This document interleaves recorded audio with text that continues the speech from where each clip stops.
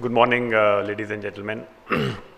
Really happy to be here today. I think the growth of steel industry, as has been illustrated earlier in the day, is also reflected in the pace at which Monica does her sessions. I think she does it probably one every week or one every month. I do not know. I lost track.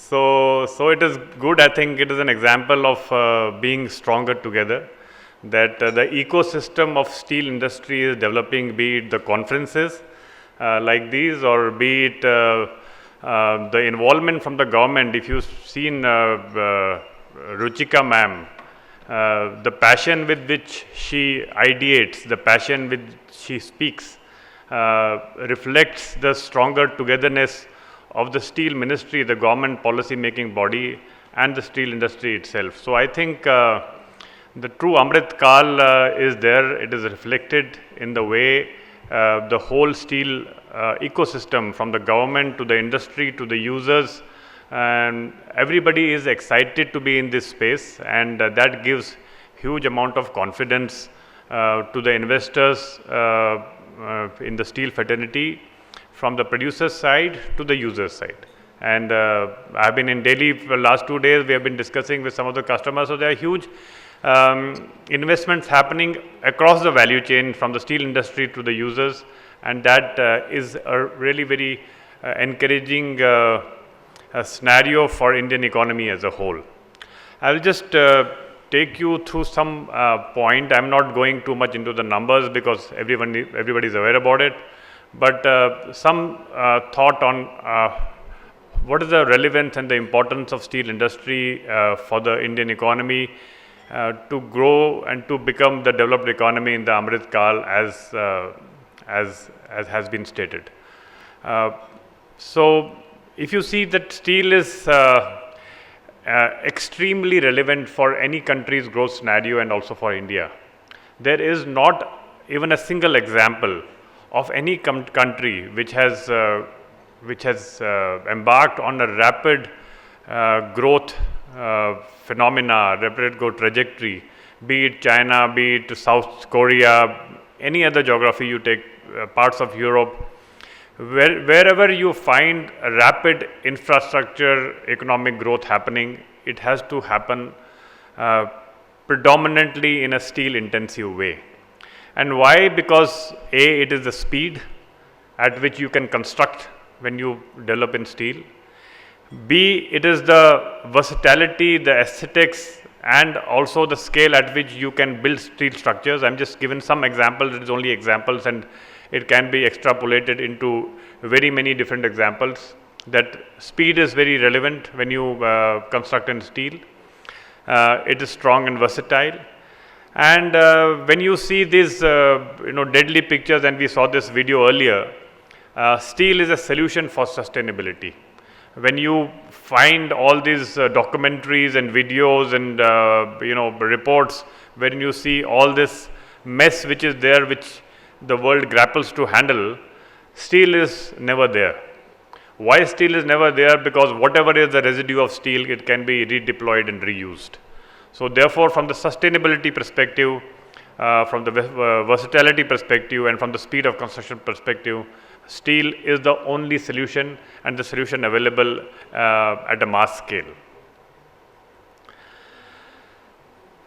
What steel does, apart from the metric ton that they get produced and get consumed, steel has a big, huge multiplier effect on the economy as a whole.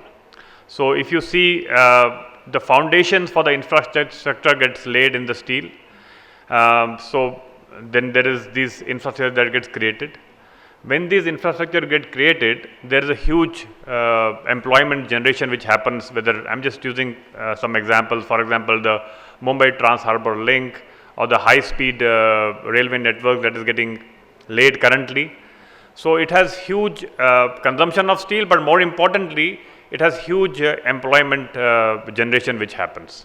On the other side, when this steel is being consumed, you have to develop steel industry. When you develop steel industry, there is an employment generation happening on that side.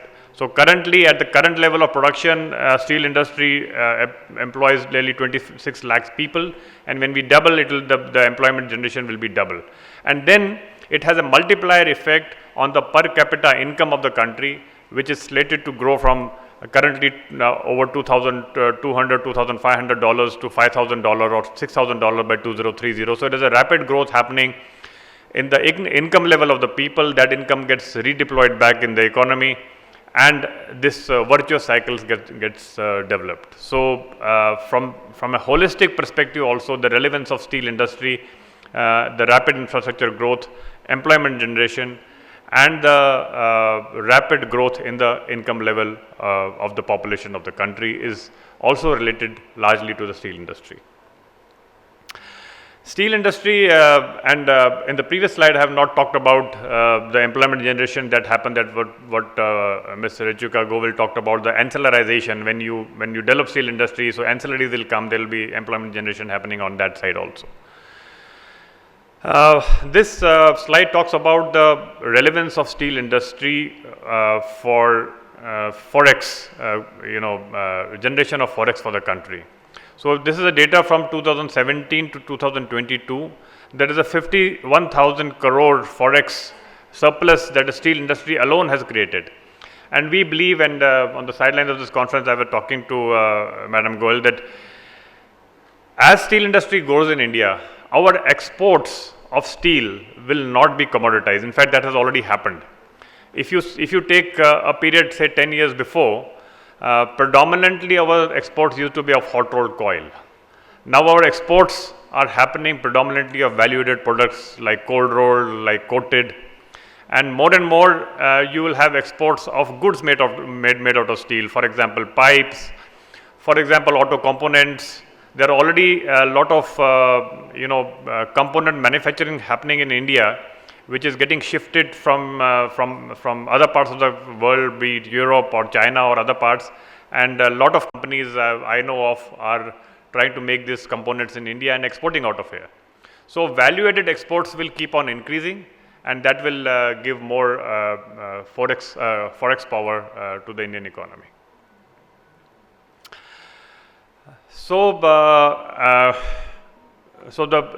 rising investments which are happening in the steel industry in the Amrit Kal, there is an encouragement that I was talking about earlier from the government with this PLI scheme. One thing which I want to reflect upon, for each one of us sitting in this room, the brilliant thing that this government, the current government has done, they have always set targets. There is a target under national steel policy that we have to make 300 million ton and then to 500 million ton. So everybody runs after the target.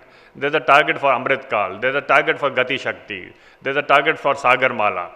So these targets are set, and once the targets are set, each one of us then deploy our resources, deploy capex, deploy human resource towards that target, and therefore this growth is happening. So we feel a lot encouraged as a global company to come into India and invest, because there are targets to chase for, and when there are targets to chase for, the targets get achieved and the growth happens. India does, I don't want to talk about it much, but India does need to reflect upon all those FTAs. We are seeing now some imports coming into country from countries like Vietnam and all that we need to take cognizance of. When steel industry is investing huge capex, the last count, I do not know the updated numbers, out of the total private capex in the country, 40% or more than 40% is by the steel industry alone. So that is the quantum of capex which is happening. If such kind of capex is getting deployed in the country, we need some amount of protection from the predatory imports which are happening in the country, from the countries which do not bring any value. It is commodity imports which is coming in the country and just destroying the value below their cost of production.